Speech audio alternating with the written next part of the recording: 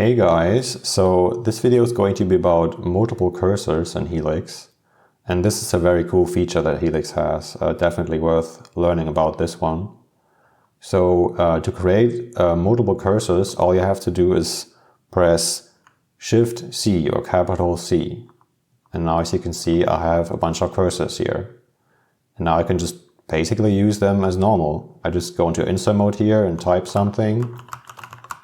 And I can also just move around here. Whoops. For example, I can highlight this and then change this. I can go to the beginning again, can go to the end and type something here. So this is very cool to do. And to collapse all the cursors into one, so to get rid of the other cursors, all you have to do is basically just press comma. And now they're gone.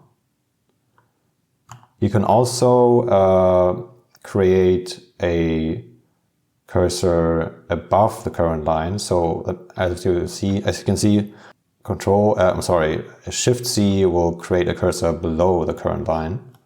And if you want to create one above the current line, then you can use Alt Shift C. And that will go into the opposite direction. And yeah, that's all you need to know here, guys. See you in the next video. Bye.